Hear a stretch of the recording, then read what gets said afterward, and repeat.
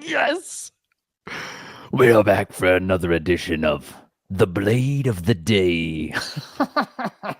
It's late. I'm brewing up some ridiculous herbal medleys. Tonight, we've got white pearls, Japanese white pearl tea, delicious. And of course, the white mulberry leaf, all the rest. Anyways, we got a pot of tea. I just need a prodigious amount of potato salad. Hallelujah. Blessed be to Yah for good, delicious homemade mayonnaise from wild, ridiculous flocks. But tonight, we're going to talk about crazy, sketchy stuff. I'm all fired up, dude. I got done with an interview and I'm like, let's talk about sketchy stuff. And I went to draw my knife from its holster. It was one I made. And I was like, yeah, that's stuck terribly. Ooh, this is the Narra, by the way. This is like the first knife I ever got to like hammer forged flat out of a spring steel up in Canada. Shout out to you, Brian. You're a freaking man. Glad you exist. You give me hope about what men could be. Stinking working in the oil fields of the Soviet Union and then bringing back ball bearings to beat into blades. Bro, you're a man's man. I love you. A warrior for the truth. He might personally know Carl Teicherib, Game of Gods. Reference there, that book that you can't see super well, and I'm not going to take the time to show it to you. That's other stuff I talk about, books. Today's blades. I'll get to books. Anyways, tonight's episode is about the Narra. This is one I made. I had a day to make this with him in his little shop, studio, hangout, garage, mostly garage. Let's be real. It was awesome. He had a lot of the sweet hardware and tools to make it with. Let's see. Let's get you in on a close up there. Oh, yeah. There you go. You can see the awesomeness and the awesomeness. Lots of areas of improvement, but look at that edge, son. Yeah, you know that's scary sharp. Anyways, blade geometry. We're going to talk a lot about the fundamentals of blade geometry and why it follows use. But we also got to talk about high carbon steels and why when you put them away wet, we can have major problems. Or when you live in the deserts versus when you live in, rainforests. These are fundamentally important questions that context is key when it comes to all things related to blades. But for those of you that have never joined us, this is the time of night where Nathan just comes unhinged in the multiplicity of spaghetti bowls, as some of you liked, known as my brain, just begins to unfurl for all of you. Other people get this, people that are more on the inner circle of friendships and people I like most assuredly trust, and then people that I like kind of trust, and those that I'm probing into the depths of their darkness to find out what's actually there, to see whether or not they're a consistent person, an inconsistent person, or just one of those people filled with the leaven of the Pharisees. Dadgummit, they even eaten any unleavened bread in their life because they'd be full of that hypocrisy. We got to deal with all those people. But tonight, I also figured I'd show you, rather than doing the prep work and trying to clean up my blade, I just figured I'd show you just the reprisals and the repercussions. Let's see. I'll get better at this, guys. There you go. That's the consequences for failure to pay attention to detail. Take full ownership and responsibility. I have fallen short of the glory of Yah, and I need a savior. His name is Yeshua, and he entrusted men with wisdom to make products like this. I don't know who makes it. Doesn't matter. It's called a knife eraser. It's basically a little tiny sanding block. And this is the remedy for the ruin of what I've done to this blade. Okay.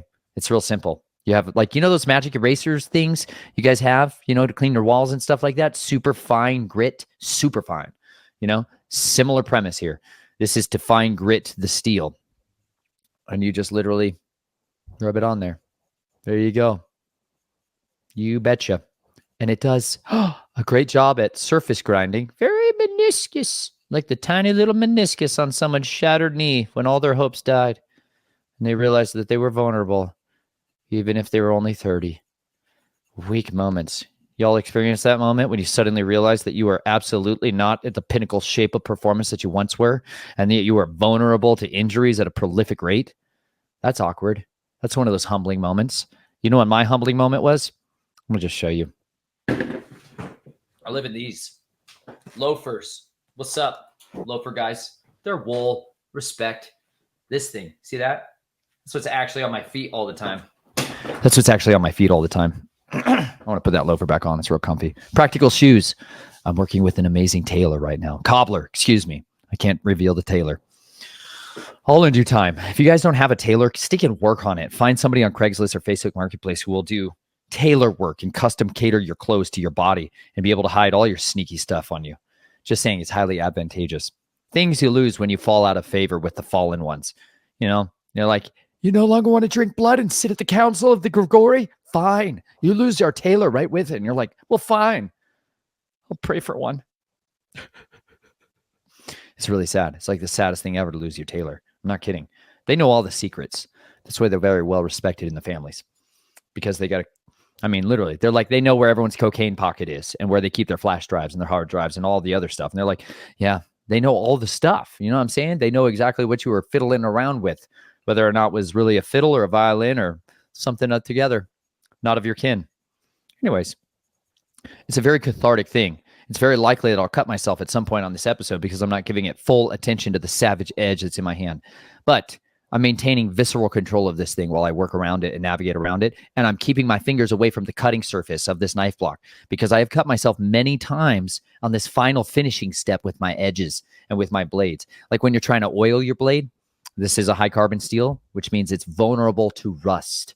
It's vulnerable to chemical attacks, you know? Other blades, like one of my favorites, Spyderco. As I say always with each of these episodes, please understand I have no reciprocity, no sponsorship. There ain't nobody back here who's cutting Nathan a check because I monetize none of that. I don't do none of that, bros.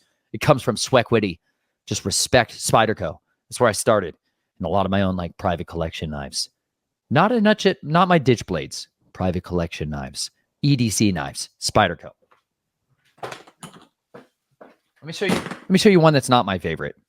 But I'll tell you some of the beneficial features. Spyderco, they're notorious for this. Notorious. They're revelatory. I don't know. This is one I got Chelsea when we were, take bug out bags, when we like bought all our bug out bag stuff. And we're like, the end of the world is tomorrow. I sure hope so because we went into credit card debt to pay for it. It didn't happen. That sucked. I have never in my life prayed so bad for everyone to die. That sounds terrible. I'll be honest with you. It sounds really bad when you put it like that. But I was like, please, I just want the end of the world to happen. I just want the end of the world to happen so bad. I'm so miserable. Please, God, let it all go to crap right now. Please. I'm serious. I was like hiding away. What was it? Up north of Steamboat Springs, somewhere like that. Western North Slope, Colorado. It was an area I was like, I'm bugging out here, baby. We're going to just invade these vacation houses. We're going to take them over. And I was like digging all kinds of stuff and burying it everywhere. But, that didn't work out. And then we're like, we better get the heck out of Colorado because it's the capital of New World Order. You're like, yeah, all the unelected, non-elected rulers that are governing our society. Yeah, they're building a really savage continuity of government epicenter place right there in Denver, Colorado, in the Front Range. And anyways, all the communication hubs, like the communication... For those of you that want to know, and if ever you want to just go ahead and find your way down into the coffers of society, there is a very critical piece of communications equipment that all those satellite internet cables, you know what I'm talking about? To those of you that know, you know. Anyways, all this like fiber optic bundle stuff, it all like has this places where they come into wedding night all together. There's lots of ichadness, oneness that takes place where these internet cables all come together and coalesce communications cables. Anyways, a lot of that very critical infrastructure feeds right into the B system of the deep underground military base systems that are down there and all the other layers and layers and layers. There's many cities underneath Denver. There's a lot of cities underneath most of your cities, but Denver in particular has many different kinds of layers of cities. And part of that is where a lot of those fiber optic bundles come together. But there's a lot more that I was far more interested in, which were a lot more conducive to what I needed to find out of them. Signals intelligence. When I was looking for that kind of stuff, which is up on the border of Wyoming. If you follow it right up the Front Range, it just leads you to this little treasure troves of random little structures that don't make a whole lot of sense. Anyways, tuck that away for those of you that are curious and you want to go exploring. Make sure you talk to cavers and you bring proper headgear. We talked about that last episode. Anyways, Spyderco. Features. See that? See how I can't do that with this one? I stinking hate lockbacks. I hate them. I do. I hate them. I'll give them to people that I don't really love. I kind of like them and I want to give them something that's super sharp and like, yeah, you can do a lot of things and you can just shave your hair. That's great. That's great. It's super useful. The blade steel is great. It's a VG10, which is a laminate steel. One of my favorite steels out there are laminate steels. Laminate steels are steels that basically they take a softer steel, like generally like a stainless steel. Stainless steel is stuff that doesn't rust as easily, doesn't get corroded as easily, but it's not as strong. It's not as tough. And that's because the carbon content is lower. The carbon content is lower. The chromium levels are higher. Maybe the manganese higher. Little like those things aren't as conducive for holding an edge a long time. There's always compromise. There's compromise is a currency of the kingdom of darkness. And unfortunately, there's a lot of compromise in knife manufacturing, bladesmithing, and there's compromise in all these things. You have to balance this out. But that's why sweet, wonderful steels like CTS, XHP, Carpenter Tool Steel. That's why that exists. It's amazing. It's like all the steels I ever hoped for had a baby. All it's missing is bronze, tungsten, and a little tiny dusting of sapphire. You know, I digress. This is a laminate steel. So they take that softer stainless steel and they put it generally on the outside of the blade. And then on the inside, they sandwich it like a little ice cream sandwich with a high carbon steel on the inside. That's where like the cutting edge, like the actual, what you and I would think of as the knife, right? Most people, that cutting edge right there, that section of it right there is where that sweet marriage comes to its union point, and that high carbon steel is generally presented at the very extreme edge of that bevel, and that is where the cutting surface of that is. And then the laminate of the stainless on the outside sits there to ice cream sandwich and shield up and protect it from the rust, so you don't have as much rust. Now, there's pros and cons to all of these things, but the Japanese make some of the best laminated steels, just superb, like Hitachi white, or, you know, blue. What is the other one? Japanese blue? Dadgummit, I forgot it. I'm sorry. Murray Carter's going to be depressed that I missed that one. Anyways, I've got some of his steels. Thank you, MT Knives. Patrick, you're a sticking champion. For those of you that don't know, I got super obnoxiously into blades at a young age because I like to hunt this style, where you do this with a knife right into the chest with rapidity and precision of accuracy. It's awkward. Some of you are uncomfortable. Deal with it. I don't care. My channel, not yours. But that's what these blades are for. Whoop! You betcha. See that? See that? I did that. I did that. That's epic. Do you see that? I ground that into that. That's so fun. I'm getting better. I'm getting better. I'm not great, but I'm getting better. Anyways, this is for reverse pull cuts. Sure. Highly effective. I'm not in love with the handle. I'd give it like a grade C, 1 to 10, 4.73. Not that enthused because I have medium hands. The reason it gets such a low score, though, is because of this. Okay. You hear this? You ready for the sound that devastates marriages? A not good fit. Not right fit. That's somebody that is unequally yoked. This sheath is very unequally yoked for this knife. Do not be unequally yoked, y'all. If you're going to find somebody, it would behoove you to take the time to make sure that that person can be trusted with a loaded firearm at your forehead. I'm dead serious. You better take the time to make sure you can trust them with a loaded gun at your forehead, because they're going to know all your secrets. They're going to know exactly what you sound like every single time you cry, you moan, you poop, you cry, a little more, all that. They're going to know everything about you. They're going to know your best and your worst. So marriage, it's all about those factors. The marriage of that knife with that sheath is stinking terrible. And I won't carry that. I will not carry this knife purely because of this problem. So that led me into holster making, and that led me into just being a total control freak when it came to the exact orientation of everything that sits on my body on it, because you got to know. You got to know exactly where it is in time and space. And if I'm running at full sprint, I shouldn't make noise other than whatever I step on, trip on, fall on, that kind of stuff, or when somebody's gutturally screaming. That's unacceptable. 100%. You fail. You failed. That's what I get for $26, I guess. But even some other knives that I spent hundreds of dollars for, some of you may not even know that's a thing. Some knives you spend hundreds of dollars for, they still have sheaths that are that crappy, and it's awful. I digress. Let me show you a silent sheath. I made this one. No, I take it back. My friend Eric made this one. If you haven't seen my Sword of the Covenant series, Then we also did another one that was on The Way of Cain. No. What was it called? Martial arts. It has to do with this. It was a real saucy title. Dadgummit, I'm totally blanking on it. It'll come to me. Anyways, Eric Hedman, freaking savage Gibberim. Total warrior of warriors. You know what I'm saying? I've done an interview, a couple of interviews with him. If I do an interview with somebody where I invite them onto my show, it's a highly reputable individual in a lot of ways. Anyways, he had crazy, savage, wonderful martial arts skills, and he had the knife hands. You know what I'm saying? Certain people, as they talk, you start to observe keenly their capabilities and what they're doing and their calluses and their orientation of their hands in space and time. And you start to be like, that guy's got training. And you start to try to evaluate and try to determine what kind of training. And he had a different kind of training altogether. The kind of training that was like how to completely disable or destroy a target in under 2 seconds. That's different. That's unique. He doesn't come from anything related to anything that I come from. He's like a normal Christianish family kind of guy, you know, until he suddenly got gobsmacked with the reality of what it's like to be in the arts of death. Oh, it's a real thing. That's a real thing. And some of you got to deal with that, you know. Anyways, him and I wrestle through that, the arts of death or the way of life. Maybe that was it. Gosh, that's going to bother me moderately. Hold on. I got to look it up. Pause. Solid pause for you guys while I do this. Just give me a second here. There we go. Just like that, I found it. Terrific.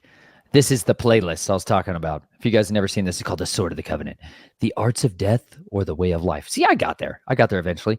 That was about the time I stopped wearing my tactical pants. Dadgum, look at that picture. That was a real moment. That was a significant moment for those of you that haven't lived in maybe low visibility tactical pants for like years of your life. Anyways, and there's Eric. I'm doing an interview. Yes, this is my first time ever, you guys, that I'm doing an interview. And for my first choice ever, I'm going to introduce a mighty Gibbereem. This is Eric, y'all. Hey, how's it going? I am stoked because you know what? Eric and I are going to answer, we're going to wrestle with, okay, caveat. We're going to wrestle with some questions that people in the super woke families of truthers out there have seemingly never answered. Eric asked me a question a few months ago. We started chatting over the phone. First of all, I got to say this.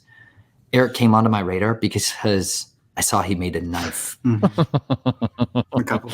Let me just say that again. He made a knife. If you've never made a knife, you have no idea why that's so awesome and spectacular. And second reason why, because this dude's sword also looks like that. Yeah, it's heavy. I'm almost exhausted holding this, and yet it's well worn. It's pretty big. So, but today we're also going to be talking about these kinds of swords, guys, because we're going to be wrestling with the question of basically whether or not should we, as followers of Yahweh and of his covenant, as guardians of his covenant, should we be training in the arts of death? That's sick. By the way, that's what I used to look like, apparently. Anyways, that's what that series is all about. But we got all kinds of stuff in there about martial arts and learning some of the spiritual practices that are accompanying it that maybe you're not so aware of and something you should consider. And him and I are still wrestling with those conclusions. We haven't gotten to a place where we're conclusively decided. He left the martial arts training of what he was doing after a couple of years. I believe it was a couple of years because he kind of got to the end of the matter and he began to realize that, you know, the sword that he needed to study was the scriptures more than anything else. And he needed to be well-versed in that before he could be most effectively capable of being well-versed in the arts of death. You know, anyways, something to consider. Him and I are having lots of ongoing conversations about that. And you know what? Perhaps we'll turn on and click record once again. I love that guy. Absolute unit. Leave him alone. He's awesome. Just saying. One warning. He's awesome. And he'll rip your throat out with authority and truth and stuff you've never even considered in the entirety of your life. Just saying. You guys don't know nothing about what a scary dude is. But I give somebody a super nice knife. Like I was looking at that knife in my hand, that little tiny miniature kukri. Did you notice the features that were on that blade? Pay attention. Some of the features that were on that blade, they're called kukri pluses. This is lessons learned from the field. You'll notice blades, especially ones I make, always have a guard. Always. Because I stab them into trees to test them. As hard as I possibly can stab. Absolutely as positively as hard as I can possibly stab this thing. And this one is really made for that reverse grip. You know what I'm saying? You guys know what I'm saying. That's what that was made for. Blade contours. See that? That's it. That's why it was shaped that way. It's also so that when I let go of my hand in a forward position, it stays. That's about balance. That's important for me. Some of you, it doesn't even matter. You never even thought about it for 15 seconds of your life. I've thought about this stuff for 15 stinking years. You know, like I dedicated myself to making sure that a blade did exactly what I wanted. So I made this one like silly putty style and just made it fit my hand with an angle grinder mostly. And then I could still choke up and toil on it and use it for fieldcraft, which I never really do. Honestly, I don't carry this one very often because there's one distinct problem that was with it, which was the weight, the girthiness. See that? Too much. too much, but I didn't have a lot of time to flatten steel, and it takes a long time to flatten steel. It takes a long time to level steel. Like with this one, this distal taper, this knife I made with, and yeah, they got way better. Different tactics, trainings, and protocols, right? But still some of the similar features when it comes to that handle. Anyways, this has what's called a distal taper, where the edge, hold on, I'm gonna have to fix that. There's also microprint secret messages and stuff on my blades. Obviously, I'm all about that stuff. See how the end of that by the actual bottom of that knife, you see how it's thin? Okay, now watch the thickness of it. It comes and increases till it is at its thickest point right here along this actual mimicry place of the handle and the spine. I apologize for my terminology right now as being a little bit off. It's the end of the day. You guys are getting the ragged edge of Nathan. Still sharp. Anyways, do you see how that's like an even line of width from beginning to end? That makes this thing balance in the hand so much better. So much better of how it balances, how it sits in the hand. Now, I'll say this thing is not as balanced as I would like it because the scales, the handles here are a bit much. They're a bit much. They are olive wood. Bethlehem olive wood, if that's the Bethlehem of the Bethlehems. Anyways, Bethlehem olive wood, which is a really good knife handle material on that regard. Patrick Rohrman, mtknives.net, made a tremendous difference in helping me to actually make this thing and turn it into something glorious. But today it's not about that knife. This is just the knife that's on my neck all the time because the weight is better. The weight on this one is absolutely presumptively too much. But then Eric, that's the guy you just saw. He's the one who actually helped me put these Narra wood scales on this. These are from the Tree of the Philippines. If you don't know about the Garden of Eden, any of that stuff, you don't know about any of that stuff in the Philippines, check out God Culture. I don't appreciate his sarcasm and his nastiness and his rudeness to people and his degradation of the man's tone. But if you can get over it and have a thick skin and understand he's not, I think, intentionally trying to constantly be rude to people, he has some incredibly wonderful, powerful, productive information and some of the best, well-organized research of many of the people that are out there. The God Culture, phenomenal, highly recommend it. But you're going to have to deal with that. And it's very off-putting for some. Just saying, things you can work on. This is from the Narra tree. This is what's called a Narra burl. A burl is like a real obnoxious growth where the grain of the wood just starts turning in all kinds of crazy directions. And at the time I was studying, what was the wood? Shittim.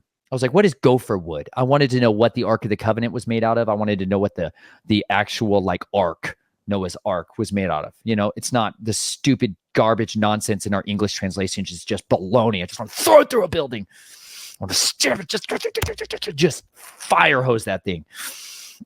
Anyways, bunch of liars who translated our Bibles, lying pens of the scribes. Not all of them. I understand many of them had great intentions. Let's just erase some of the nonsense of what got into our translations. Gopher wood is way up on the list of basically something that doesn't exist. So guess what? Shucks, you don't have a clue. It was not made out of ponderosa pine.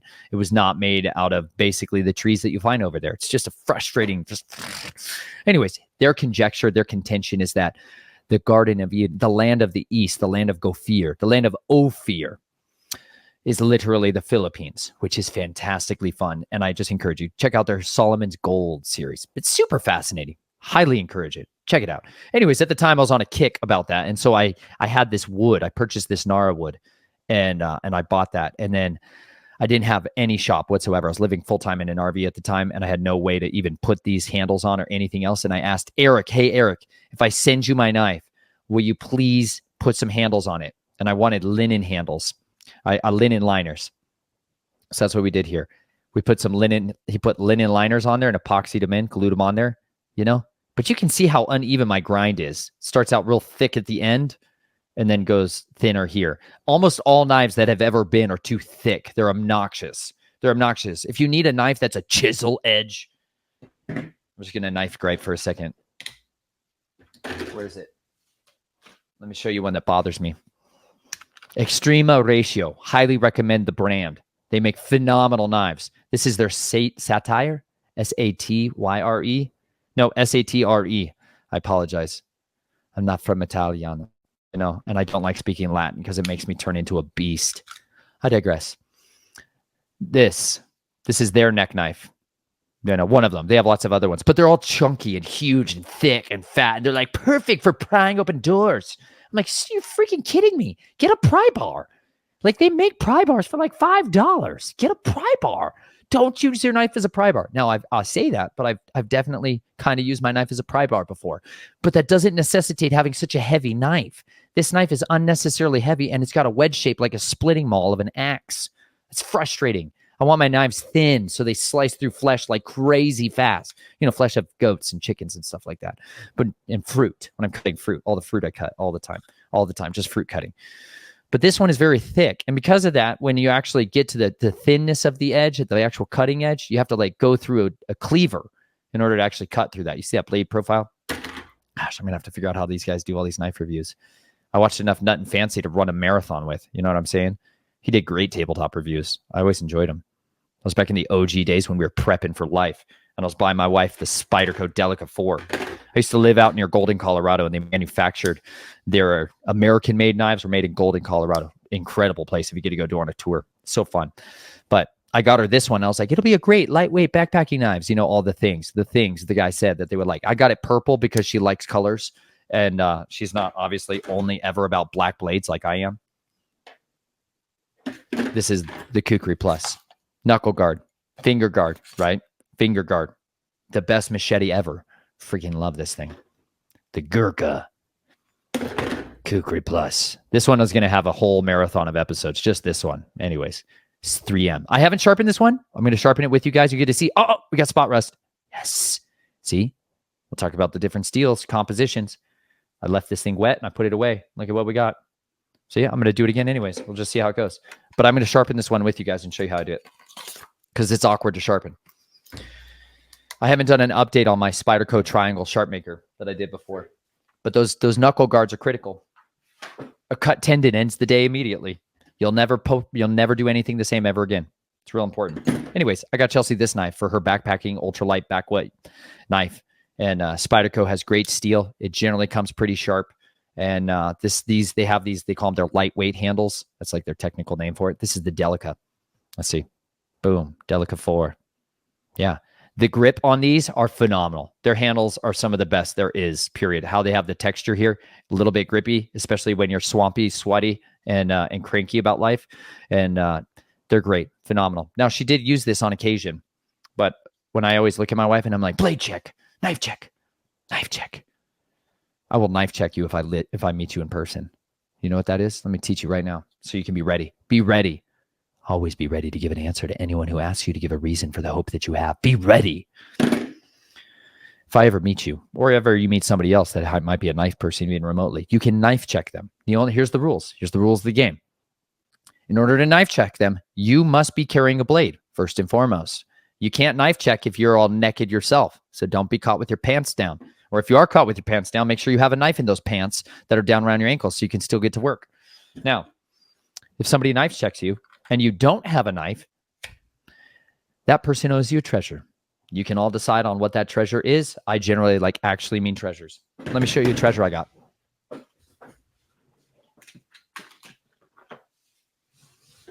There's one of my treasures. Here's a treasure. This is a cannonball from a grape shot canister. Awesome. Recovered off of a battlefield of brutality and violence. An incredible place to treasure hunt and an incredible place to study history, tactics, training, and protocols of wars gone by. Look at that thing.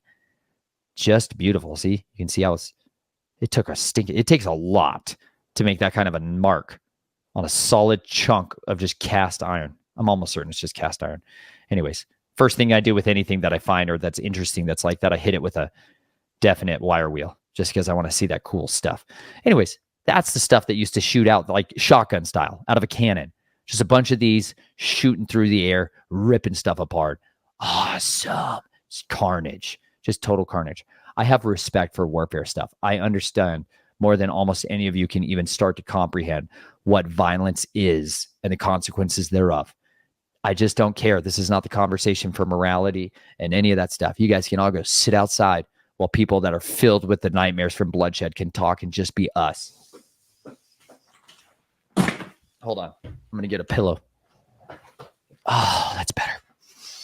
Now, All kinds of fun stuff from metal like this.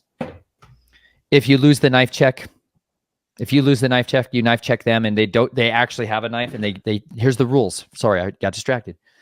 The rules of the knife check are if they do not have a knife on them, they owe you a treasure. They have to give you a treasure. I've ended up with a lot of cool treasures. Like actual treasures. Here's another one I got. This is a crystal. This was found in, what is that place? Gosh, Mount Ida? I want to say Mount Ida, Hot Springs, near Hot Springs, Arkansas. One of the coolest places on the face of the earth. One of the few places I would literally want to buy a chunk of that mountain and just live there and have a Nature's Nate's treasure chest, crystal mining adventures, where you just go mining and exploring and doing all the crazy stuff. Hot water springs bursting with life. Sluice boxes, just super fun. Anyways, that's a treasure I got from a knife check. It's fun. Do knife checks with people. They give you a treasure. Now, if you lose and they have a knife and you fail the test, you owe them a treasure. That's how it works out. Anyways, it's a super fun game. I'll stinking knife check you, son. And I hope you guys show it to me slowly. You know what I'm saying? I'll show you my knife slowly. I promise. It's fun. It's really fun. Anyways, I got this for Chelsea. I knife check her all the time. This has never been on her person, except for when we were actually hiking. Like, look at the book. Pictures, dude, 14 years ago, 12 years ago, when we were bugging out. We had to test ourselves. We needed to know if we could do it. We needed to know. And what I found out is she definitely carried this then, but she doesn't like this lock feature. She hates the lockbacks, just like every person who's a righteous person should too. They're so frustrating. They're obnoxious. Spyderco came out with a far better, in my opinion, the absolute best version of it. And it is instead of the lockback being here, it's one that you squeeze with your fingers right here, and it drops it down. It's on their Spyderco Paramilitary 2, Paramilitary 3, and I think they have a Paramilitary 4, which is like the military version. It's a 4-inch blade, a 3.5-inch blade, and I believe a 3.25-inch blade. I don't have any here because I've given them away. They are gone. They're in the wind with real warriors. If I gave you a knife, I respect you tremendously, and I trust you. I've taken back a knife I've given to somebody before. I almost took back a second because they're also a coward and a horrible wolf. Sucks. Embarrassment to the body. Regardless, people can always get demoted just as much as they can get promoted. But that's a way that I do it. Spyderco Paramilitary 2, one of the best blades ever. I went to this place called Smoky Mountain Knife Works. It's a place where you can actually try out knives for yourself before you buy. We used to have stores where you could go into the store and buy things after trying them. It was a beautiful concept. I know it's gone in the ether of Amazon now, but it was so fun to just be able to walk through and try all the knives that I wanted to find to see if they perfectly fit. Anyways, my favorite feature of the Spydercos is that I can flick them. This middle finger, you can flick them open. Naomi has a different one. I got to get it from her right now to do this video. Either way, we'll do Spyderco another day. I just want to show you the basic features. Hole opening, that's the Spyderco feature. With most Spydercos, you can use your thumb to just rotate it and open it up like that. With better ones that have like bearings and nice smooth actions, you can actually just use your middle finger. That's how I do it. I hold it like this and flick it open. Flick it open. Then you flick people to Spyder. And then it's super exciting. I digress. That's one about that steel. Thickness of edge. Too much weight. Unnecessary. People won't wear these around their neck near as long as one that they really, really, really like the MT Knives Genesis neck knife. Stinking the best. That's not a finished holster. I made that sheath. The retention's really good. Silent. Ready? Sweet. This is one of his reject knives that somebody had ground on, and he just threw at me and was like, I don't need this anymore. So I ground it into this crazy shape. I did that. I love those reverse kind of Tonto shapes. I just do. They're just slick, and they're great for piercing and thrusting. And but this is how his Genesis neck knives naturally are. I don't even have one of his. I digress. You can see it in lots of my pictures and videos of what else. But anyways, that's super fun, and it's snazzy, and it's lightweight, and it's pretty thin. It's pretty thin, substantially thinner than most of the other ones. And that makes a difference because this I'll wear on my neck all day long and not even think about it and be bothered by it, or even on my pocket, right? They're great for hiking. And this one isn't. It's just obnoxious. It pulls my pants down. But Eric's the one who helped me do the sheath. He did a great job on it. And those are my clips. If you guys don't know about Ulti clips, change your life forever. Ulti clips, the best. Stinking. They'll grip onto anything. They'll grip onto my soggy linen pants, dude. They really will. They're awesome. I really like them. Oh, great retention. great retention, silence. Those are some of the features of that knife. Pros and cons. Let's just go over it. The profile of the Narra was to serve predominantly two features, two functions, right? In a forward grip, for said forward grip, my thumb is able to index very comfortably in a natural position to align my wrist. See this? See the shape it makes? For my thumb to sit like this, for it to sit like that, my wrist has to make an alignment. You see that? Maybe see it better if I do this. There you go. Okay. That's by design. So that's to help with what's called proprioception. When you are fighting from the darkness, if you ever have to fight from the darkness, the vast majority, just start to look up FBI statistics on shootings, stabbings, and fatalities. It's a really fun flow chart to get into someday. But if you ever want to actually study, more often than not, these take place, these events, these violent encounters take place in the cover of darkness. So in order to try to practice play, you know, like actually practice how we would preach, actually put our feet on the ground and do it, you should try to recreate as many of those factors that are most likely for you to encounter. Those of you guys that are getting into firearms training and anything else, like I said before, active self-protection, ASP, protect your ASP. That's what he says all the time. It's clever. It's catchy. And I love it. Highly respect the dude. Some of the most practical information and feedback you're ever going to get on actual real world violent encounters. And one of the main things that you're going to discover is the vast majority of all shootings, all home defense, self-defense, all other versions where a firearm comes into play for most people happen within about 6 yards or less. Some of them it's more like 3 yards. Okay. Like the vast majority of them are going to get lumped into that tiny space, real estate space. And this is why I'm always talking to you guys about blades, because you must understand something. In 21 feet or less, more like 25, 28, 30 feet or less, the knife is faster than the gun. I know some of you are crazy, insane outliers to that, and you would love to prove me wrong. And I would love for you to prove me right, just as much as I would love for us not to be bleeding on each other. You know what I'm saying? I'm sure some of you are freaks and you're awesome and you train superbly well and you're expert shooters. But then there's other people that are blades people, jacked up and hopped up on all kinds of crazy amounts of Provigil and are just really ready to go through all day and just railroad somebody. A guy with this within 21 feet is going to beat 95% of people to the draw. Like they're going to beat them to the draw and they're going to take their head off, like decisively so. Just like this is a one-shot chop, game over, son. And it happens all the time. People rarely expect or plan or prepare for machetes, but when they show up, people are terrified.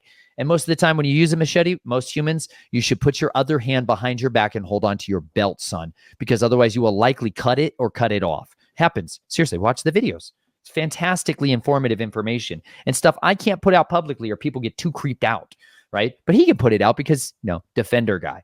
Anyways, a machete like this within that bubble, game over, son. If they already have it in your hand, dude, you better be shooting them directly as many times as you can on very effective switches, right? Central nervous system.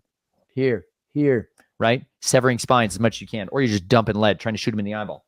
I digress. Within a very short distance of space, please understand something. The gun is generally not faster because a decisive shot with one of these, a very effective strike with one of these into the absolute switches of the body, like through your orbiter, through your jaw, through your ear, through your sternal notch, into like the subclavicle arteries in some of these areas. Like some of those are instant off buttons. Others are going to take a while, right? They're timers. They're going to take a little while. And you just got to be patient for that process. But you got to understand these things. If you're going to go out there, you're going to carry a pistol on your person. You're going to carry a pistol on your person at any given time. You need to have an absolute working understanding of how fast personal defense encounters take place and how if you don't train for maybe the potential scenarios, you might be very, very cautious on whether or not to deploy that firearm, okay? Because you're going to be weighed out a lot more seriously, a lot more heavily if you bring a gun into the equation versus if somebody else has a knife.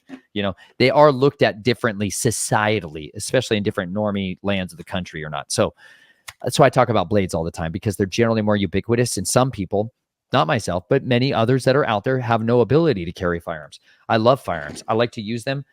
I just use them very, very, very, very, very discreetly because they're highly noticeable things. And people in the surrounding area may not like that. If you're living in a non-permissive environment and you need to condition the atmosphere, the social milieu to you being a firearm guy, even though you're not supposed to be a firearm guy, let me just take this one from the playbook. Rip this out, tuck this away. You can precondition an environment to you being somebody who may just be noisy. And the way you do that is randomly just light off and throw out little firecrackers, just little tiny junk drawer, cheapo firecrackers, even if they're illegal. Figure it out. Just take a little firecracker and start randomly, different times, different days, different evenings, night, dead of night, just all kinds of random time. Just start throwing firecrackers out there. Pop, pop, pop. One or two, couple of them, little cluster every once in a while, 5, 6, 7, 8. Just, it helps to prepare people for naturally that being the background noise of what you hear on the regular basis, just in case you ever have to go loud and you don't want all the neighbors calling the cops simultaneously. You know, you can also look up what the roll times are, average response times are in your neighborhood. There's all kinds of stuff you can do to be a better informed individual, to know how much time you got between then and there. You know what I'm saying? Anyways, I digress. Some of you already know a lot of this. Hang in there. We're trying to make sure to just give them the tsunami so that those of them that are still the weebies can end up growing up into be the newbies and then grow up to be professionals. So that's how I condition neighborhoods. It's very effective. But those of you guys that got suppressors and all the other fun stuff, good for you. Fantastic. Hats off to you. Serve mightily. But regardless, this is my Narra. That's my little way of the blade digression for the evening. I'm probably about spent on that regard. If you guys have any particular blades that are your favorites, you're most fond of, your absolute things you abhor and hate about them, anything, I just love hearing from you. I'd love to get experiential learning about all kinds of various topics that might be out there. My big takeaways in learning on this blade production. Here's my big takeaways. I got to make a dream come true. First and foremost, I have wanted to make a knife like this since I was very little. Okay. I had an idea in my head about like perfect knives. I have lots of those, a lot of them. I wanted to develop a knife designing, armor designing company, and that never came to pass. I laid down on a different mission field for a different reason, and I'm glad I did. But this is a deep love and passion of mine. And you know what? I went to speak at a conference. Oh, I'll show you. Hey, check this out. I got YouTube. You can actually see my work. I didn't die, so it's still there. Let me show you. From fury to faith, can a coward be cured? That's the talk. It was at this talk. This is in Calgary, Canada. Hallelujah. Shout out to you Canadians. Stinking love Canadians so much. I absolutely abhor the British crown and all of their conspiracy to completely devour and consume America and take it over and turn it into a global power of elites, conquer the world. Anyways, I digress. This is my talk from that. This is Sarah. She invited me up there.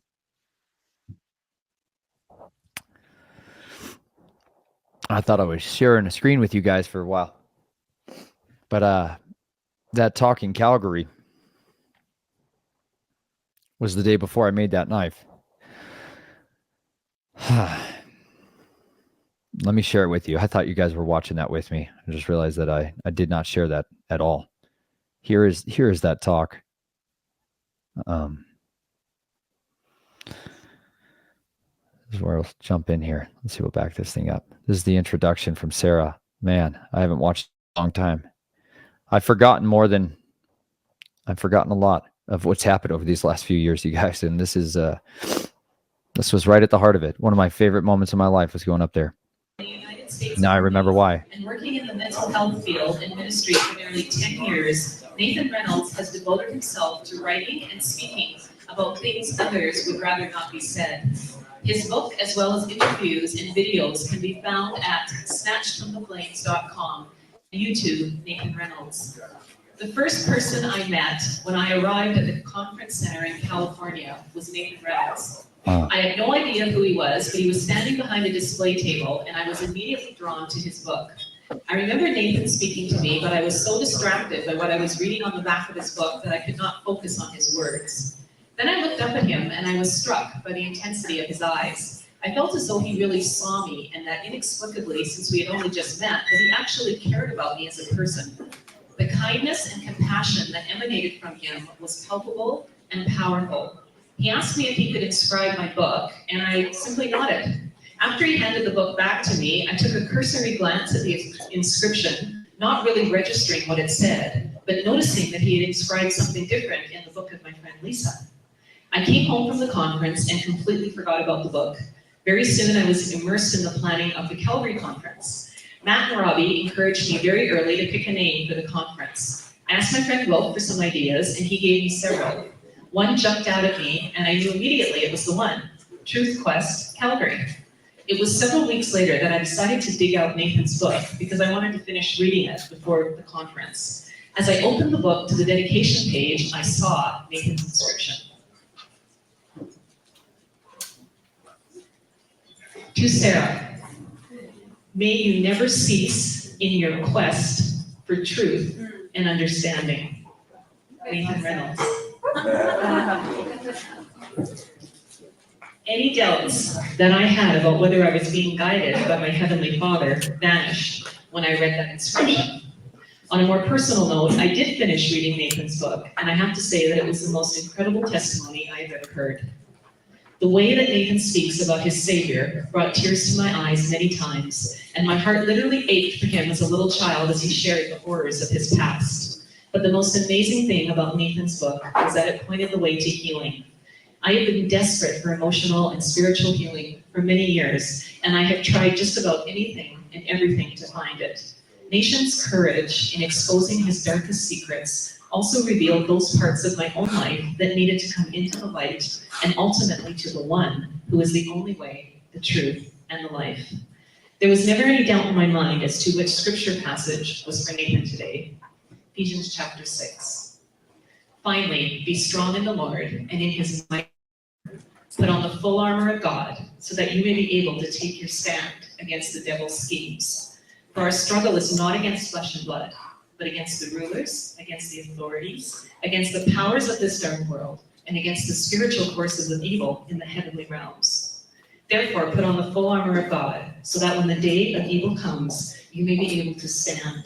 And after you have done everything, to stand.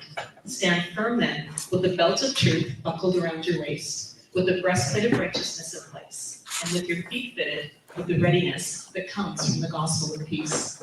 In addition to all this, take up the shield of faith, with which you can extinguish all the flaming arrows of the evil one. Take the helmet of salvation and the sword of the Spirit, which is the word of God, and pray in the Spirit on all occasions, with all kinds of prayers and requests. With this in mind, be alert and always keep on praying for all the saints. Pray also for me, that whenever I open my mouth, words may be given me, that I may fearlessly make known the mystery of the gospel, for which I am an ambassador in chains. Pray that I may declare it fearlessly, as I should. From fury to faith, can a coward be cured? Nathan, come and fearlessly share your testimony.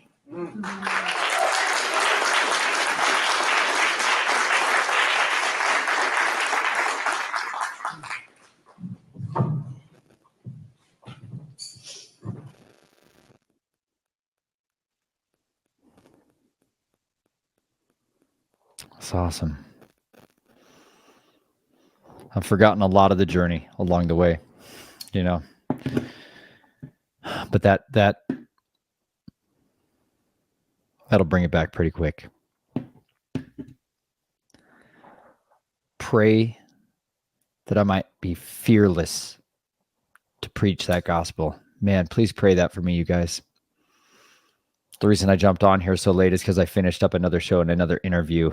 And I don't always go into friendly environments when it comes to these shows and these interviews. And I understand I am being sometimes invited to go ahead and speak with sharks. Absolute sharks. Sometimes they're snake eaters.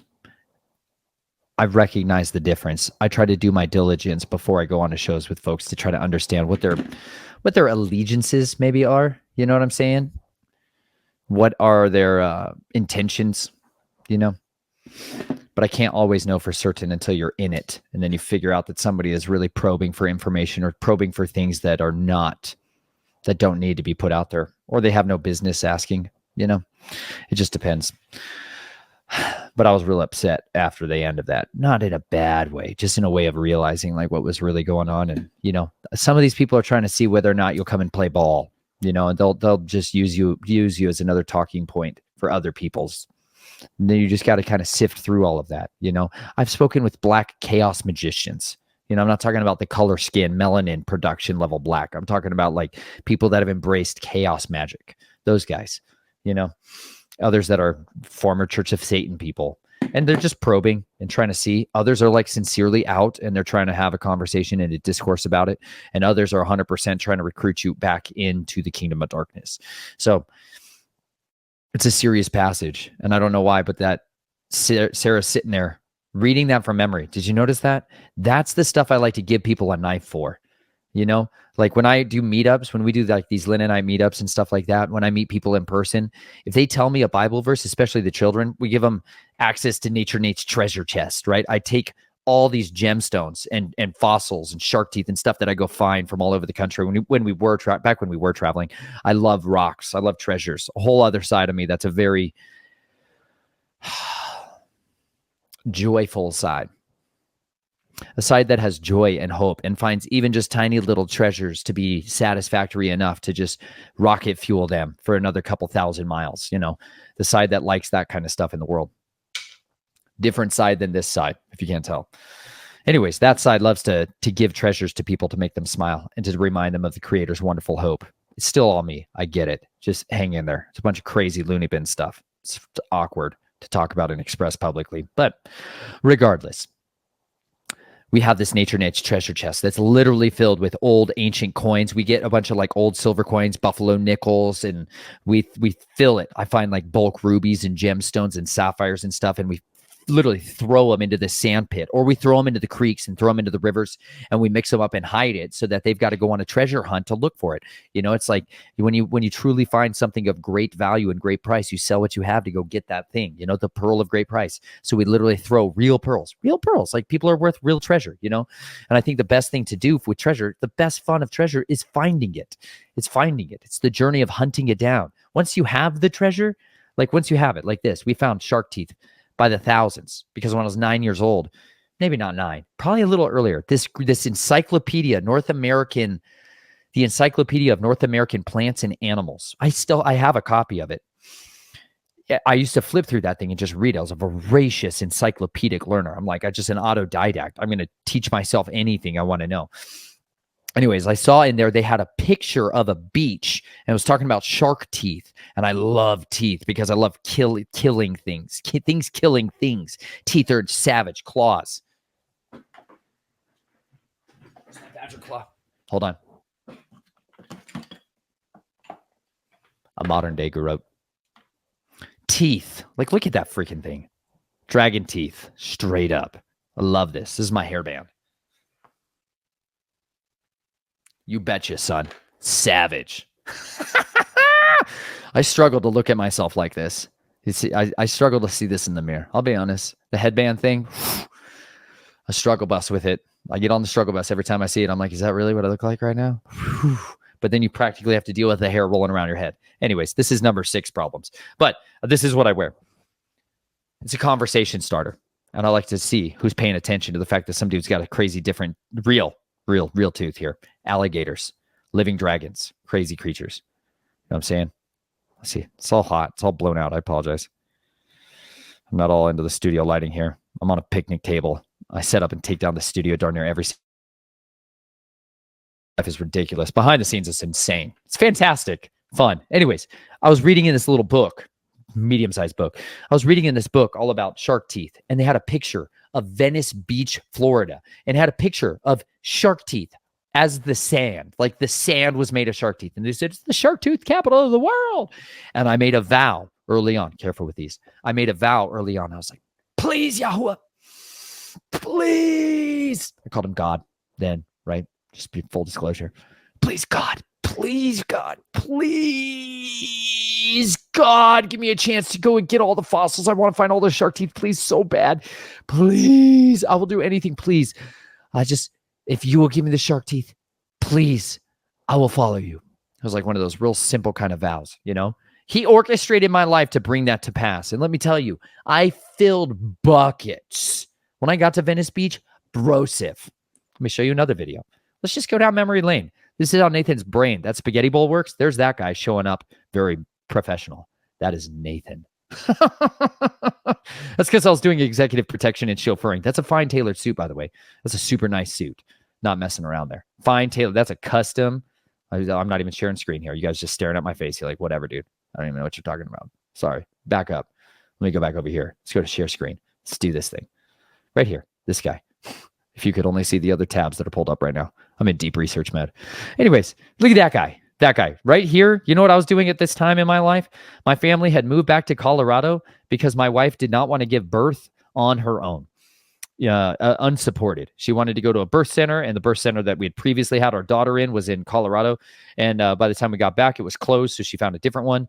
And we were living covertly, camping in new housing developments. It was a strange time. And we ended up deciding to try to get somebody to let us live on their property. And they let us stay there. And we work traded on a place in El Dorado Springs, Colorado, El Dorado Canyon. Beautiful place near Boulder. Anyways, I got a job doing executive protection chauffeuring, right? Super fancy, nice custom suits, tailoring.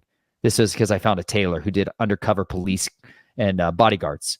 And she did this nice tailoring for me so I could wear my bodyguard and wear my pistols and wear my knives and wear my ammo, wear my tourniquet, all that stuff, all right there. Fully loaded to bear in that tiny little package. It was terrific.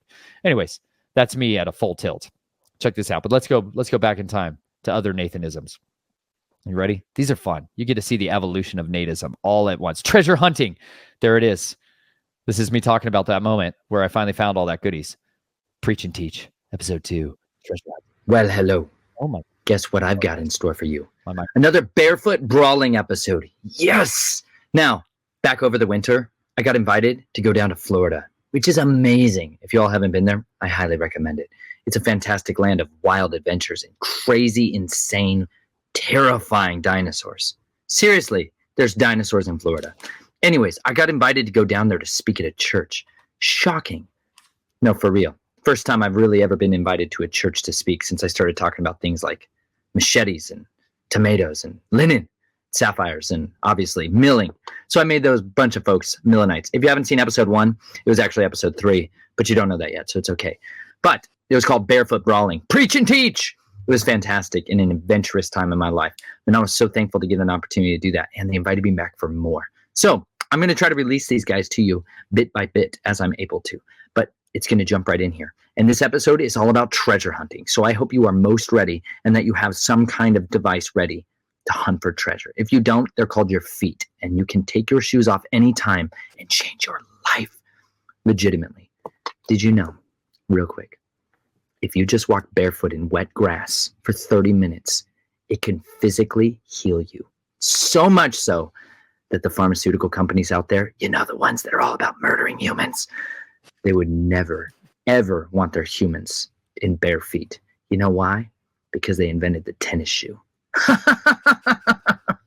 Seriously, it's a giant grand conspiracy someday I'll have to get into, that the pharmaceutical industry made friends with the running shoe industry to ruin your soul and destroy your body. Anyways, that's not what this talks about, but I hope you enjoy it. I'm going to swing a machete on stage tonight. So let's jump in, shall we? Live dangerously, as you know.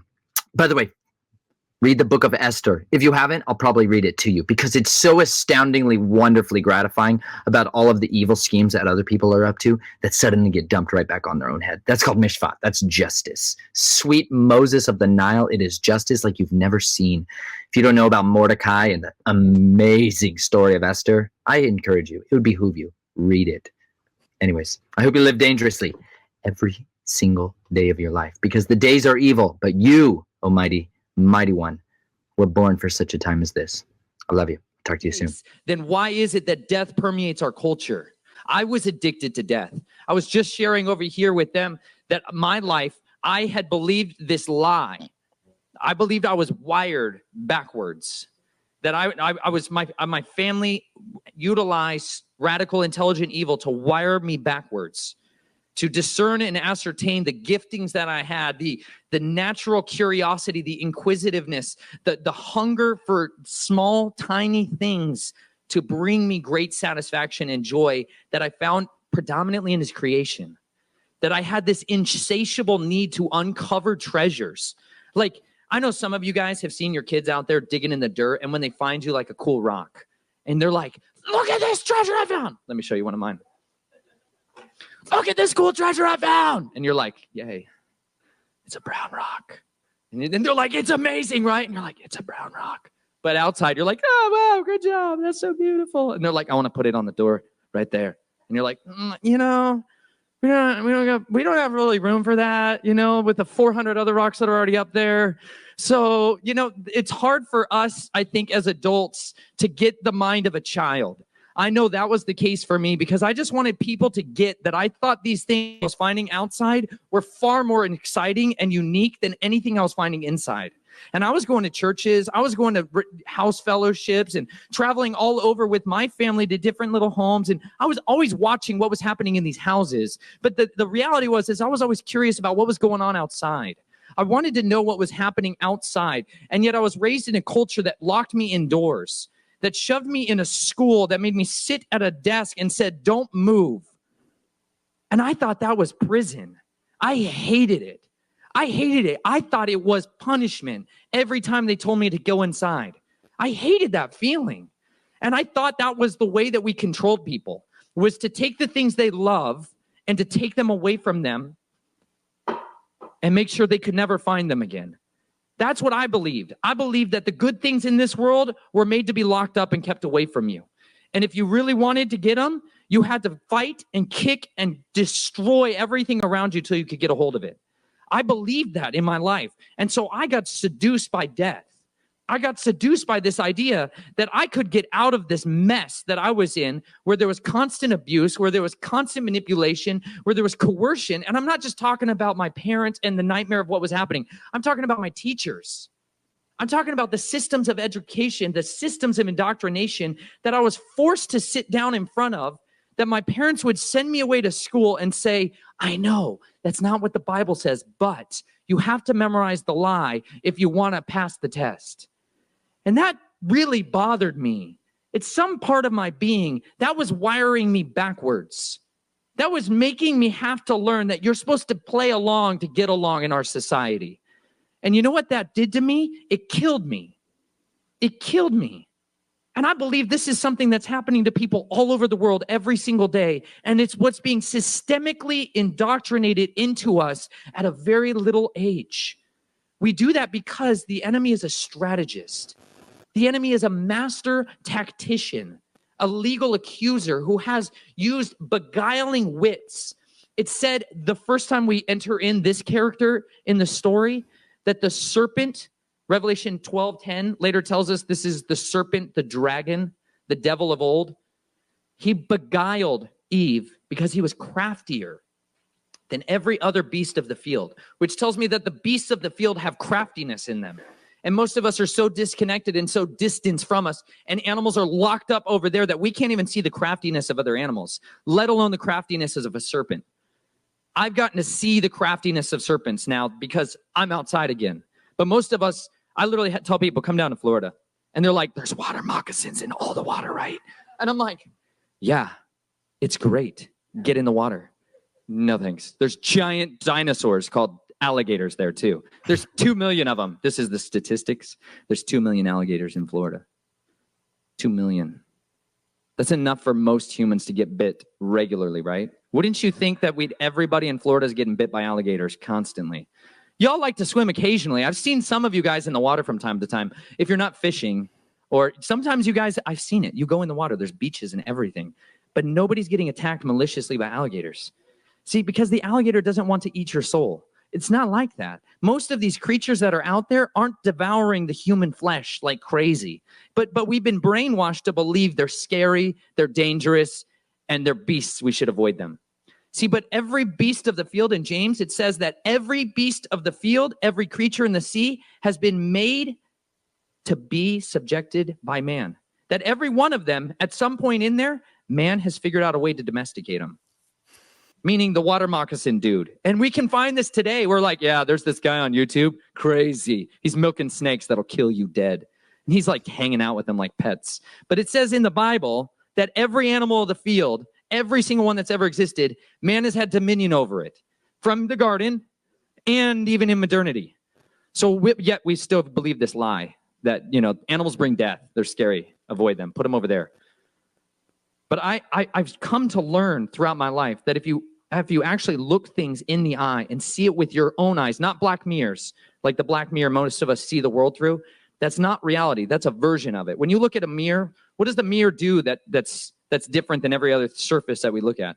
The mirror shows you a reflection you think is true, that looks exactly accurate. But when I hold up my right hand to the mirror, what waves at me? Left hand. So everybody knows that every mirror you've ever looked at was telling you lies. Every single mirror you ever looked at told you a lie. So we stare at black mirrors for endless hours, looking for truth, looking for understanding, believing these lies. Now our children are forced to sit in a room where they stare at black mirrors perpetually, cut off from the rest of the real world, unable to see things with their eyes. I have a whole series on my channel called Nature Nate, where I just get in the water and try to look all these creatures in the eye. I have just like an innate need to see things with my own eyes. And I've looked at alligators in the eye. I've got out of kayaks and swam over to them with these. Because I'm not made for that kind of water. It's rough, it's intense, and it burns my eyes because there's so much glyphosate in it. It hurts around Plant City. Sorry guys, it's true. Your water burns, it's bad. But I wore these and I was able to look an alligator in the face. I got as close as me and you, and that alligator stared me right back. And you know what he didn't do when he ran up out of the water? Attack me. But everybody I tell this story to, they literally start backing up. They're like, oh yeah, that's great. I'd never do that. That's crazy. Why would you ever want to do that? Because I'm innately curious, and so are you. And anybody who is missing that, it's because death has entered into some area in your soul that needs to be rooted out. I'm not just talking about creation. I'm talking about the Creator. Do you understand? Because he says that he revealed his nature to us so that all men would be without an excuse in his creation. But most of us don't believe the Creator's story is true because most of us don't know anything about his creation. Like one of the farmers, I was staying at his farm, he told me, if you're ever going to have a conversation with somebody where you're wrestling with whether or not there is a true Creator, like somebody who wants to hold a position of agnosticism or atheism, if you ever want to have that discussion, he said, always do it outside. He said, even better, do it under a big tree. And why? Most of us don't even know how to look and observe things that are going on in creation around us to tell the testimony that that tree is proclaiming day and night.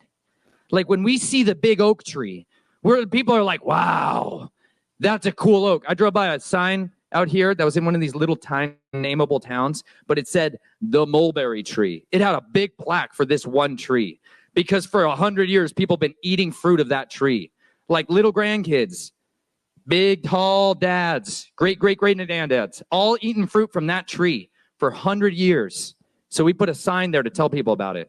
But they didn't put the sign there telling people about the Creator who made the tree, right? We call that idolatry, where I come from. That's worshiping the Creator, not the Creator. But we don't think America's plagued by idolatry in the same way.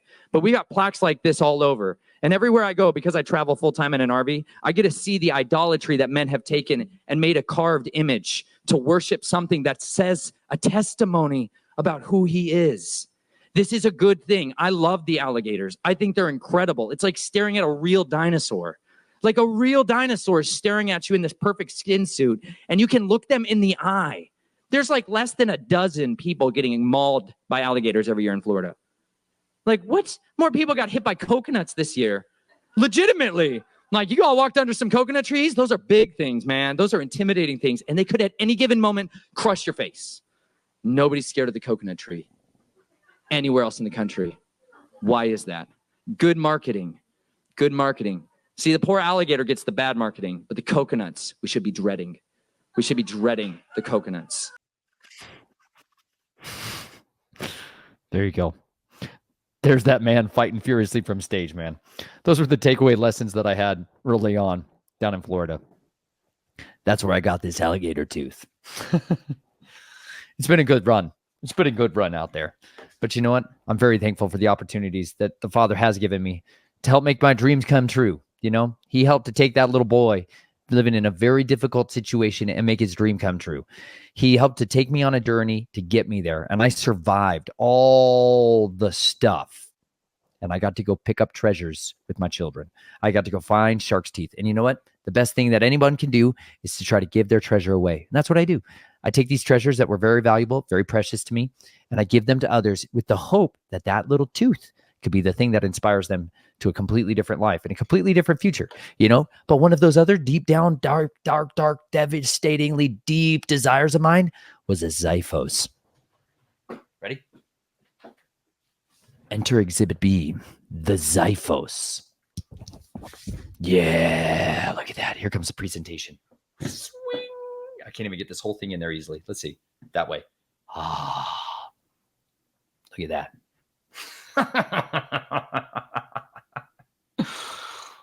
Check that out. Oh, that's so slick. It's scary. It's scary. Got a mirror finish, roughly. High carbon steel, higher carbon steel because it holds the edge better. Okay. A little bit springy. But the first time I ever wore this knife was into waterfalls doing baptisms. Yeah. And I straight up cut the head off a venomous serpent in the waterfall. There were witnesses. It's on a GoPro somewhere. Maybe I'll dig it out one of these days. But the first time I wielded this sword, I literally cut the head off a venomous serpent that was coming into the waterfall where we were doing baptisms. That was at our, first Linnonite meetup. Was at Boiling Springs Park, out just north of Springfield. It was awesome. There's a bunch of people who are going to kill themselves in the waterfall. And they're like, you know what? I'm going to put to death the old man, the old woman, the person that I used to be, the drunkard, the person who can't stop constantly always being a drunk. You know, it's a serious thing, dude. I cracked my whole life apart, just shattered my life and ruined so many relationships because of alcohol. That's why I readily took to note the Nazarite vow. It's like a genuine help for addictions. Anyways, it was there. People were making vows and honestly trying to dedicate themselves back to a better purpose in life and a better mission. Read Romans 8. It's savage. It's deadly. And I wear swords at meetups because some of you guys bring knives. Some of you bring guns and some of you bring bad intentions. And I can feel the difference. And a lot of good guys that I love and care about, they bring guns, way better guns. And they're way better shooters than you. Trust me. They're scary. Anyways, Yahuwah sends his mighty messengers and they bring savage swords. I wear my sword because I love to wear my sword, even in places it's emotionally frowned upon. But this was the one that I was wearing at the time because I had been waiting a long time for this blade. Long time. Same place that I was sitting there reading those little books. I was reading books about encyclopedias about that. I soon later on in life began to understand the power of a small, short sword like this. And I wanted the devastating efficacy of a recurved blade, a leaf-shaped blade. You see that? Pulls that material in, and it's tremendously effective at thrusting. It's fantastic. This one is made, just so those of you that are asking, let's see here. Let's get it in there. Yeah, it says Yah. Freaking ballsy. I love it. Yah. Cobra steel. Cobra steel. So that's why this has got a lot of spot rusting and stuff like that because I neglect it moderately intentionally. There we go. Windlass. Windlass Cutlery is who makes this. Let's see. I'm going to have to bring that thing full send in for you guys. Hold on. Hang in there. Hang in there. It'll be worth it. Maybe that's it. Dadgummit. Windlass. Ah, there you go. Windlass. Made in India. They make some reasonable budget blades. But this one is effective. Like I've cut trees down, de-limbed things with this. I have killed things with this. It's incredibly effective at doing those jobs. I highly recommend it. Once more, the sheath was moderately garbage. It was okay. I like that. This part of it was great. This part was great. And the stitching has held up. Even it survived me running at full tilt. Listen, ready? Let's do the test. Now, I did all those Coppet rivets with my friend Malachi. Shout out to you, you mighty man. Stinking amazing. You know, a solid major tomorrow. Way better leader. Anyways, look at that. That's what we did together. During Sukkot. Celebrate the feast days. Super biblical. Throw out the pagan ones. You'll thrive. I digress. But listen. Almost completely silent. But my edges are so sharp, I cut through everything else. So I used a softer steel, a softer metal than my steel, which is copper. And then it'll patina and bronze beautifully. Sweet.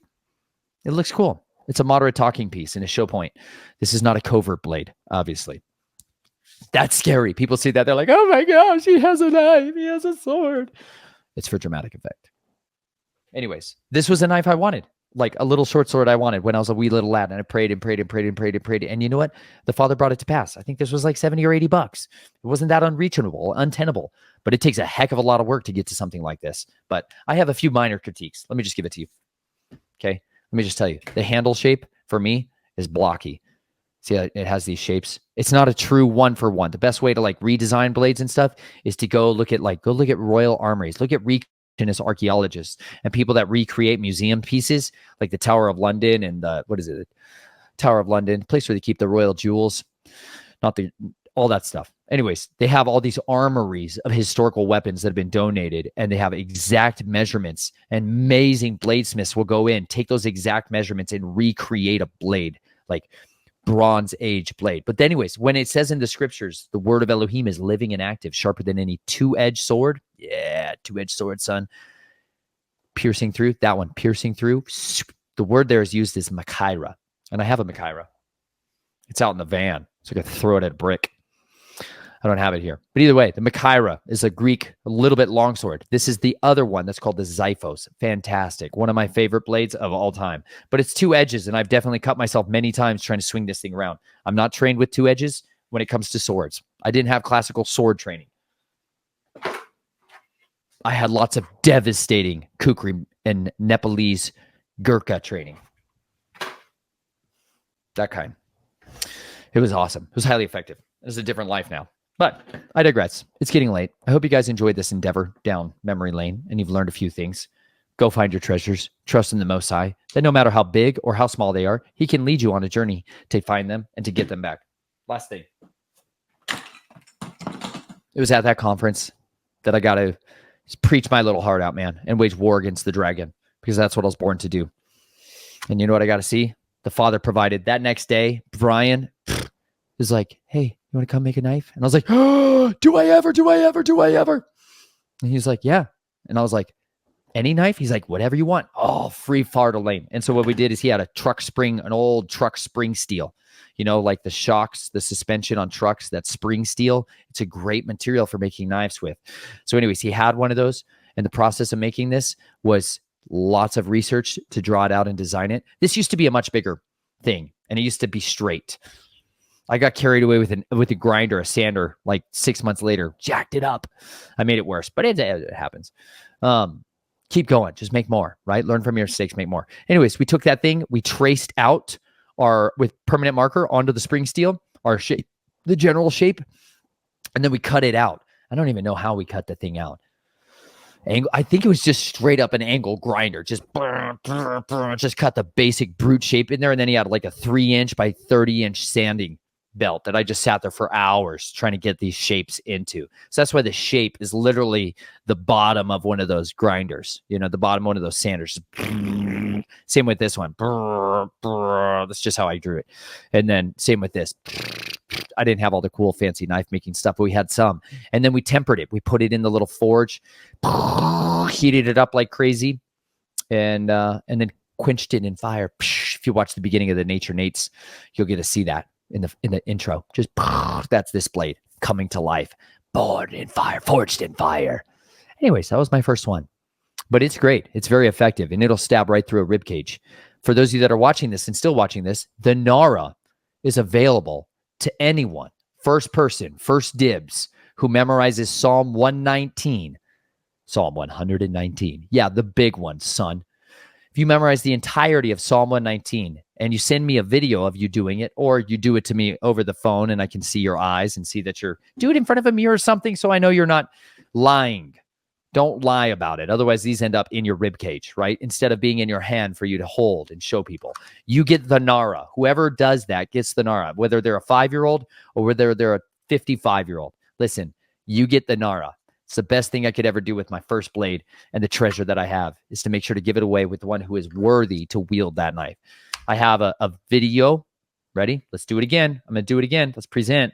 You can practice and learn right here. I have a video of Psalm 119. I did end up doing that thing I talked about at that stage, which was sharing the entirety of the scripture, where I was like, maybe someday I'll read it to you guys. I actually did. I read the entirety of the scriptures to you guys. So now you can be without excuse. I wanted to be able to give away the word to everybody, and it's expensive. And I've tried to work with Bible translation companies, and a bunch of them are super corrupt and just businesses, and they suck. Some of them are amazing, but there's a reason I chose ISR Scriptures translation. Anyways, here's the 40-day challenge. Here's the entirety of the audio scriptures from Genesis all the way down. All the way down. There's the other machete. See, I like this stuff, right? Do you get it? Do you get it? Now you see. All the way to the final one, bros. Let's check this one out. Yeah, savage white horse ripping it apart. Fire. Their tombs prepared from times of old. Oh, yeah. Bloody savage. It's real blood. It's not a joke. It's a very effective tool. Anyways, I did Psalm 119 for you guys. Ready? Let's go back in time. Let's go back in the chaos, the coffers of Nathanisms. Ready? Let's go back. Let's go back. Let's go back. Psalm 119 challenge. You're going to see it right there. Booyah. And then I read you the whole thing. And you can memorize this and get Nathan's custom-made knife. See, I've had the challenge out. Chapter 119. Aleph. Blessed are the perfect in the way, who walk in the Torah of Yahuwah. Blessed are those who observe his witnesses, who seek him with all their heart. Yes, they shall do no unrighteousness. They shall walk in his ways. You have commanded us to guard your orders diligently. Oh, that my ways were established to guard your laws. Then I would not be ashamed. When I look into all your commands, I thank you with uprightness of heart. When I learn the right rulings of your righteousness, I guard your laws. Oh, do not leave me entirely. Bet. How would a young man cleanse his path? To guard it according to your word. I have sought you with all my heart. Let me not stray from your commands. I have treasured up your word in my heart that I might not sin against you. Blessed are you, O Yahuwah. Teach me your laws. With my lips I have recounted all the right rulings of your mouth. I have rejoiced in the way of your witnesses, as over all riches. I meditate on your orders and regard your ways. I delight myself in your laws. I do not forget your word. Let me just show you. Okay, so for those of you, that's one way you guys can try to memorize it. And but let me just show you another one. Oh, this one's really good. Okay, hold on. I got to stop for a second. Just hang in there. Trust me, it'll be worth it. It'll be worth it. So that's one way you guys can learn to memorize it. You can just read it yourself, write it down on a placard, the 3x5 card, start memorizing, chunk it up. The entirety of Psalm 119, if you didn't know, is a secret message from David to the nations forever, from Aleph to Tav. It is all broken up in sections from the Paleo-Hebrew alphabet. If you don't know about that, check out Eric Bissell's Paleo-Hebrew playlist. It's how I started learning the ancient languages. It made a huge difference. The Edenic language. It helped to unlock all the other languages to me. But I digress. Anyways, you can memorize each section. There's 22 sections, 22 letters of the alphabet. Aleph, Bet, Gimel, Dalet, Hey. Like that is how you can progress your way through. And each of those sections, as you're learning it, describes the concept of what the letter means. It's a huge statement, pregnant with all kinds of possibilities for you to learn about. But study it for yourself. There's another place, though. Let me show you this. Exodus is called the Exodus. Exodus Church has Psalm 119. I'll play it for you because it's so good. So good. Man, I love it when righteous people start slinging out the word. Some of my favorite people. You ready? Let's share this one for you. I'll share this one. It's so fun. This is, I have stored up your word in my heart that I might not sin. I love this song. Check this out, bro, sis. Oh, gosh. We're going to get some garbage. There we go.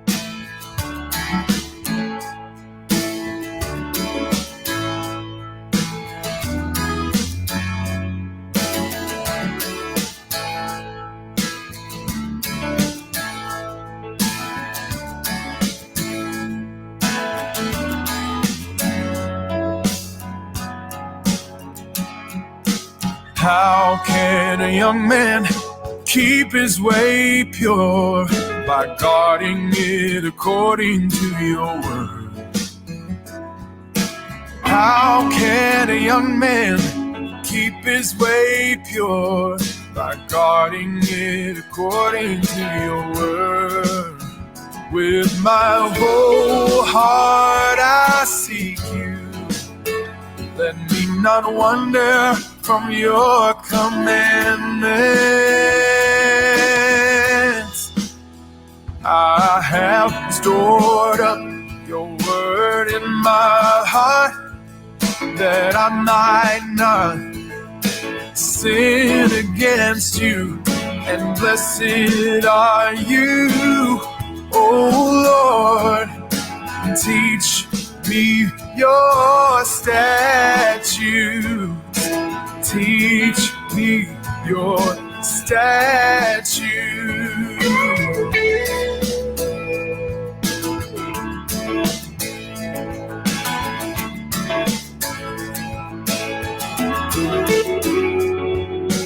With my lips I declare all the rules of your mouth. In the way of your testimonies I delight, as much as in all riches. I will meditate on your precepts and fix my eyes on your ways. I will delight in your statutes. I will not forget your word. I have stored up your word in my heart that I might not sin against you. And blessed are you, oh Lord. Teach me your statutes. Oh, teach me your statutes.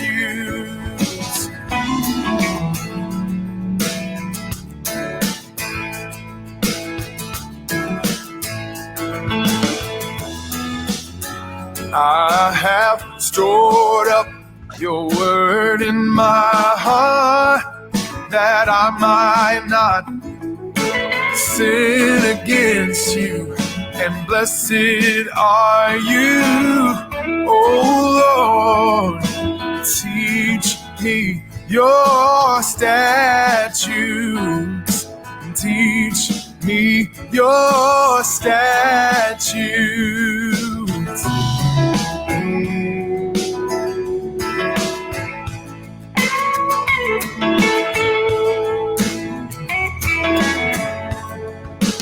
How can a young man keep his way pure by guarding it according to your word? How can a young man keep his way pure by guarding it according to your word? How can a young man keep his way pure by guarding it according to your word?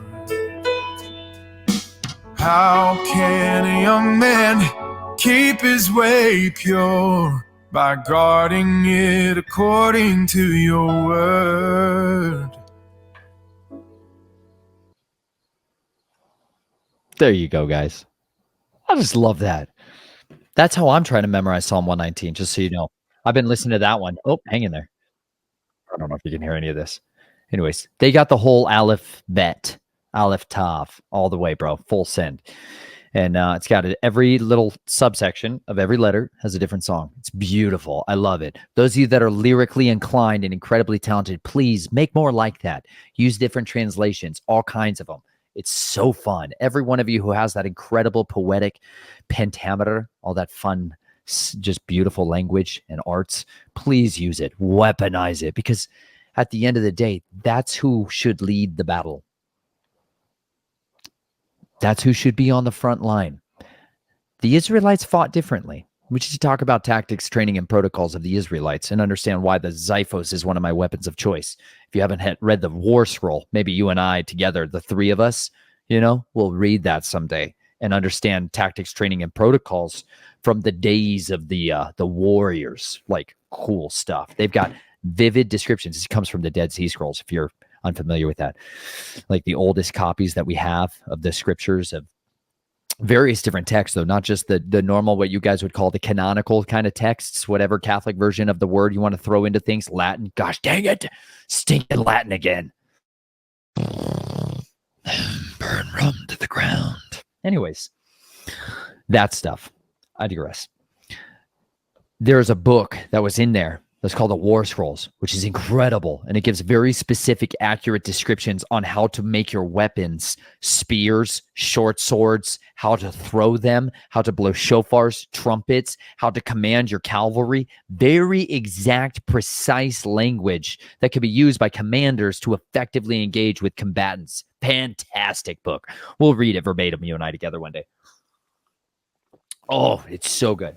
But these are the tools and the resources that we need, because one of the fundamental kind of like protocols that would be utilized was bringing the singers to the front of the line. Psychological warfare 101, right? But it's spiritual warfare fundamentals. When Sarah was reading that prayer from Ephesians 6, and it talked about like the weapons of our, I do not want to spill right now. I've got a lot of precious goods. Dude, I've been wanting one of these my whole life. Gem Mineral Fossil Show. Look at that beauty. Stinking gorgeous agate, a proper cup. It's not quite a silver chalice, but I'm on my way. This was sweet. I got this for like $40. Praise be to Yah. Do you know how hard it is to find an agate, first and foremost, this big? It's beautiful. And it's heavily bottom weighted so that I didn't just knock it over. Anyways. Oh, delicious. Licorice root in your tea, in your coffee. Just trust me on this. Just take it away. You might need this. Just take licorice root, put it in your teapot, boil your coffee, boil your tea, long, low extractions. I like percolators. French presses are great too, but I like percolators. But when you put licorice root in stuff, it makes it taste sweet. It's delicious. I love sweetness, but I don't like what sugar, I don't like what sugar does to my teeth, which is cause an acid to be exuded by bacteria that lives inside my mouth and then eat the enamel off my teeth, and I end up with 14 cavities. I just spent 4 hours in a dental chair recently because it'd been about 14 years.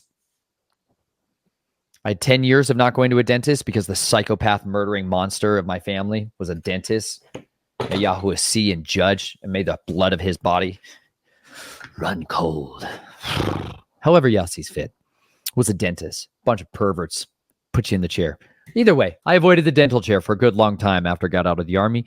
And I had a lot of cavities when I went back in, but not too many. The dentist was moderately impressed. Well, then it had been about 4.5 years since we did that. And I had a lot of problems, a lot of stuff. The old junk that the crap dentist people put in there was coming out of my face. So I was like, you know what? How about we just do it all in one day? Just all in one day. He's like, no, most people would break this all up over the course of 4 or 5 visits. And I was like, I'm not most people. He's like, okay. And then I managed to pull out most of my knives while he was doing the whole thing in my mouth. I showed him all my knives, not all of them. I showed him all but 3. He's like, how many knives do you have? I'm like, more than one. He's like, well, obviously you've shown me a couple. I'm like, I like them. I like them a lot. Anyways, I felt great, and I feel like terrible for a couple of weeks because your whole mouth got wrecked. Anyways, I digress. I'm excited. I'm all hopped up on enthusiasm and fully enjoying life and living and vibrancy and all the different rabbit trails in my mind late at night.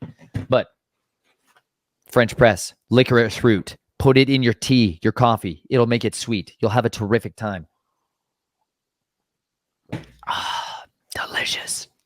Now, I hope you guys will seriously consider memorizing the word. And if those of you that are lyrically inclined will actually get to a place where you memorize it and learn it, and you can take the scriptures and bring them to life, or you can tell beautiful testimonies of people in life and creation and awesome stuff and put that to musical form, please share it with me. I'd love to see your favorite artists and people that you guys love, because I had to absolutely execute a whole bunch of the people that I once endorsed and be like, you know what? You're cowards. You absolutely capitulated and you promote wolves. You're done. You're done here. Super depressing. What a waste. So we need more. Needless to say, there's room for promotions. And I'm looking and eager to find others that are fiercely devoted, because in battle, when you actually bring people into war zone, war fighting, you bring the musicians in with them to help fire them up, because worship is a weapon. Never forget it. It is a fundamental over the horizon weapon system. You know, when it says we do not battle against principalities, powers, rulers, dominions, authorities, spiritual wickedness in high places, right? We're wrestling not against flesh and blood, like she was saying. Therefore, put on the whole armor of Yahuwah that you may be able to stand in that evil day. And having done all these things, to stand, right? Having done all these things, stand with your feet shod with the preparation of the gospel of peace, of shalom, with your belt of truth buckled around your loins, right? Good belts, fundamentals. Breastplate of righteousness, right? The shield of faith to extinguish those fiery javelin missiles of the wicked one, right? Sword of the Spirit, which is the word of Elohim, and the helmet of salvation. What did it say, though? But praying. There was one very critical piece of arsenal that was missing from that description of armament that every other person in all of antiquity would have thought of as the main weapon of warfare, which is your spear. The spear is very subdued in that conversation, but the spear is your distance weapon, right? This is not made for long distance acts. This is made to sit like this in my wrist. That's really its job. Like, I can tell you that it's for other stuff. It just sucks at all those other jobs. It's amazing at that position. Nothing better. That's its kadoshness, set apartness. That's it. It was made for that set apart reason, so that I could thrust through the hood of a vehicle and still hit the skull of whatever's on the other side. That kind of stuff. That's what that was fundamentally made for, a reinforced tip, so that it could handle the punishing effect of steel and skull, like on a skull and an helmet. A spear is the main weapon of warfare and always had been. It's killed more people than all the other stuff ever. Like the spear. You're taking the sharp pointy thing, like one of these. Proper sheath for diving. You're taking one of these, right? Oh, that's sick. I got this for $10 at a pawn shop. I did that edge on that. Slick. Look at that. Sick. Swing. It was all rusted. I can tell it's probably a reasonably good stainless that's on here. This is a high cut. They don't make these anymore. But they're you can find them on eBay for like $10. Because people don't really even understand. This sheath is worth like $100. I'm not kidding. This sheath is worth like $100. It actually holds the blade exactly where you strapped it to your inner thigh, Ehud style. You know, like it'll stay there. And that's real important when you're diving, because the closest I've ever come to dying was diving accidents. Closest I have come, bro, almost punched my ticket, was diving, trying to carry all the treasures of the seabed off of Venice Beach, Casperson Beach, on a scuba diving adventure. It'd been a long time since I'd done underwater activities, you know. I like spear guns. They're silent spear guns. I love hunting underwater. The only place I'm happier than treasure hunting and doing stuff crazy, insane, dangerous, illegal stuff on the surface is when I get to do it underwater. Oh, I feel like I am complete. Like I finally have a purpose in life. Open cell wetsuits. Change your life forever. I don't have a rebreather. If any of you are rebreather trained, please, bro, hit me up. I would love to learn. I'm a slow student initially, but then I'm a very adept learner. This thing, strapped to the end of a broom handle, a solid, robust one, is a very poignant cutting surface and a tip on it that is moderately robust. The spear is all about the point, cutting. They're all about thrusting. It's all about the thrusty bits. But it allows you to be able to thrust your bits into them before they thrust anything of their bits into you. The spear is so effective. And that's what prayer essentially is. And must never be forgotten. Prayer is your primary tool in all warfare. It's all about spiritual battles before they become physical battles. The battle is not won by strength of arms. Yeah. It's not won by number of troops or horses or chariots or Apache longbows. It is not won by the amount of sweet armor-piercing frangible or fragmenting armor-piercing munitions. Liberty ammunition, shout out. Liberty defense, personal carry tool. Frangibles for when you don't want to leave ballistic evidence behind. Tuck that away. Either way, Those are highly effective tools. Worship, powerful worship is our cruise missiles, son. Tomahawks, soften up the targets. See artillerymen doing absolutely effective field of fire, fire for effect, full send, soften up the target. So then the ground troops, right? The invasion troops, the shock infantry can roll in on target.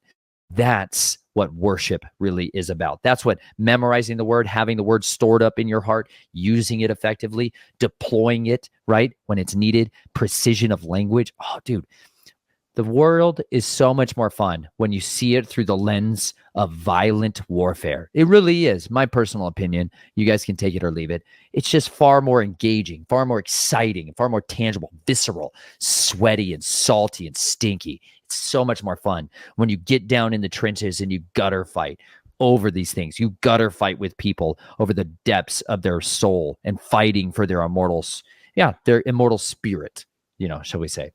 Either way, I hope you guys find ways to fight for the weak, the weary, the lost, and the oppressed, and that you never forget. I love you very much. I sincerely do. I may have an absolute ferocious amount of anger at some things and some individuals, but you know what? That's because retribution, mishpat, has not yet been carried out, cannonball style. But I await the day and trust that Yahuwah can avenge me of my enemies, and the pits that they have dug, they can fall into. Some days I just pray that he hastens the day so that there's a lot less innocence being devoured by the wolves in the meantime. But either way, I hope you guys live dangerously every single day of your life, because the days may be evil, but you, oh precious, beloved child of Yah, were born for such a time as this. I love you. I'll talk to you soon.